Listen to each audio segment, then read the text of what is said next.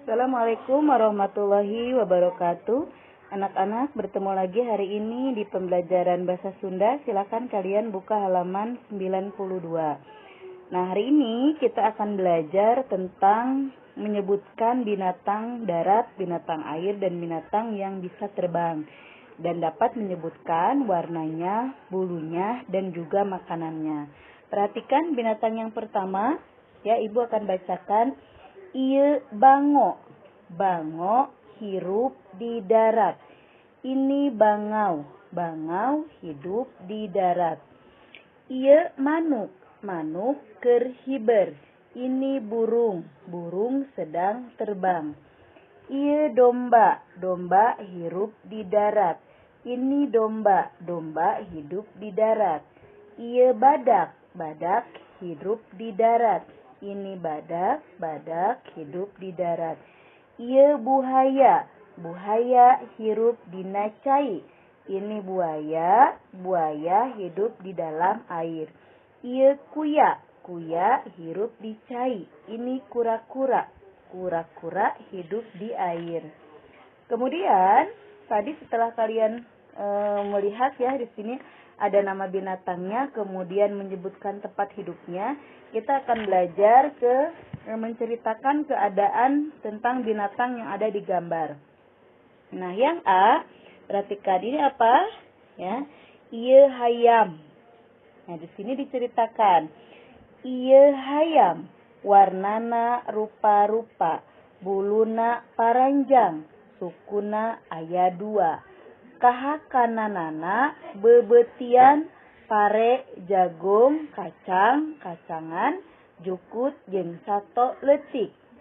Ini ayam, warnanya macam-macam, bulunya panjang-panjang, kakinya ada 2. Makanannya umbi-umbian, padi, jagung, kacang-kacangan, rumput, dan juga binatang kecil. Nah, ini adalah penjelasan dalam bahasa Sunda tentang hayam atau ayam.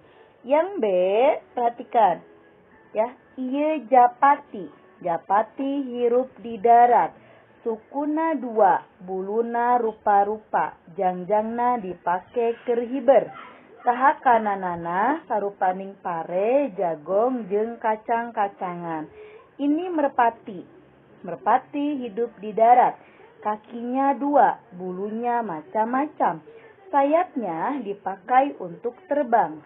Makanannya semacam padi, jagung, dan kacang-kacangan. Nah, anak-anak, di sini ada 2 binatang contohnya dan dijelaskan tentang keterangan dari binatang tersebut.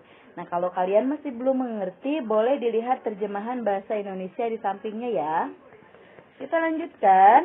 Nah, ada tugas di sini. Tugas kalian adalah pancen. Tugasnya caritakeun kaayaan sasatoan di handap ieu ngeunaan tempat hirup, sukuna, buluna, jeung rupana.